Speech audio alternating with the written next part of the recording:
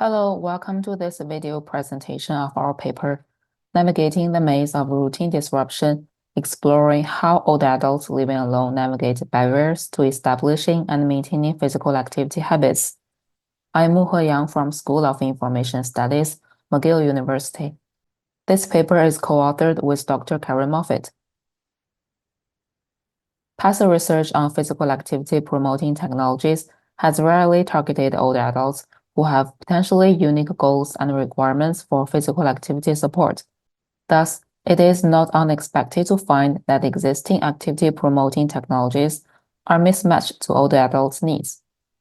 Moreover, since the barriers old adults encounter to engaging in physical activity are not isolated, but interrelated, current technologies that mostly address individual barriers tend to be incapable of entirely matching to old adults' needs and promoting physical activity in a comprehensive way. Yet, it remains unclear as to an overview of the challenges older adults have for engaging in physical activity, especially for those living alone. To address this gap, our study asks two questions. First, what challenges do inactive older adults living alone encounter to being physically active? Second, what are the implications for designing future technology to support them in maintaining physical activity routines? To this end, we conducted a qualitative study detailing the perspectives of 17 older adults who were aged 66 to 93, lived alone, and were not physically active at the time. We invite them to record their everyday physical activity in one-week diaries. This diary component was used to collect participants' exercise routines and contextual information about exercise in their daily lives, and to capture the details appearing before, during, after exercise that otherwise might be easily ignored or forgotten. Building on the data collected in the diary, we conducted semi-structured interviews with participants to deeply understand their needs and experiences regarding exercising or intending to exercise. We performed thematic analysis on interviews and diaries concurrently.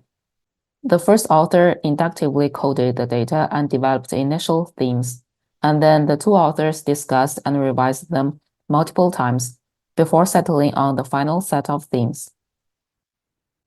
The results revealed a diversity of needs and barriers among this group for engaging in physical activity. We identified four primary themes, highlighting that while our participants had different motivations and perspectives for physical activity, they experienced both permanent and intermittent disruptions to maintaining their activity routines due to evolving health conditions, changing environmental factors, lack of stimuli to sustain motivation, and limited access to suitable physical activity resources. Next, I will talk more about these findings along with their implications for both existing and future physical activity promoting technologies. The first theme is that physical activity means more than maintaining health for older adults. Socializing, like meeting up with friends, is an important motivation because it provided opportunities for some participants to exercise, particularly for those with less motivation for exercising. Physical activity could also bring pleasure for older adults. For example, the pleasure could be exercising itself for some participants who liked exercising. One of our participants, Claudine, not her real name, enjoyed being physical and believed exercising for her was a good way to relax. The pleasure also could be enjoying the peripheral sensory experiences from the environment, such as being in nature with fresh air, trees, and sunshine when walking outside, as well as visual stimulation such as store windows and interesting neighborhoods that motivated Helen to walk. This implies that participants who disliked physical activity relied more on the benefits associated with exercise than exercise itself. It suggests the potential of combining other activities with exercise and leveraging environmental peripheral stimulators in motivating physical activity engagement for this group. The second theme is that social commitment was both the motivator and a barrier to physical activity. On the one hand, exercising with friends could be a commitment, as the participant said that being with friends could push and encourage her to do exercise. On the other hand, despite the motivation exercise partners could bring in, it would introduce other problems for some participants. For instance, Sandra thought that walking with a partner could be motivating, but she couldn't find exercise partners as she said that there is nobody at my level that I know of that I can go walk with. She was also worried that making such commitments to exercising with friends would become so strong an obligation that might interfere with her own life routines. This example shows the role of social interaction in stimulating and sustaining motivation for physical activity. Yet, finding exercise partners became a problem for some participants because it is related to other considerations such as exercise levels and schedules. The third theme is defining own physical activity routines. Our participants had their own perspectives regarding what physical activity means and thus their own ways of maintaining exercise routines. For example, Doris said that managing my life is my exercise because it's completely physical and mental.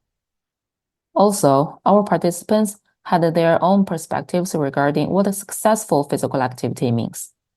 Due to the intermittent disruptions out of the changing personal and environmental conditions, some participants emphasized that they would like to take control over their own exercise routines rather than being told by other people or technology. For instance, one of our participants, Paul, said that each day is different, each week is different, circumstances change, which was why he stopped using Fitbit. Quote, I didn't want to be controlled by this gadget. In other words, I wanted to keep my control, do my own regimen, my own routine, unquote. This illustrates a pitfall of current physical activity promoting technologies for older adults, which is assigning universal exercise goals to all the users without respecting their varied conditions and physical capabilities. This highlights that future technologies should be able to respond to changing circumstances in older adults' lives. The fourth theme is challenges of reconstructing physical activity routines. Major life changes like health conditions disrupted almost all of our participants' exercise habits, limiting them from maintaining the exercise routines they used to have.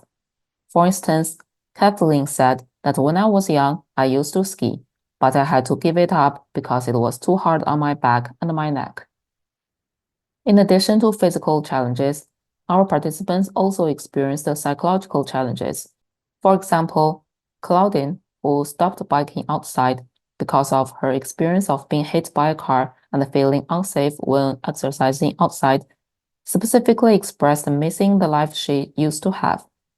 However, when reconstructing their exercise routines, many participants found that easily accessible exercise resources were hard to find if taking suitability, location, and costs into consideration.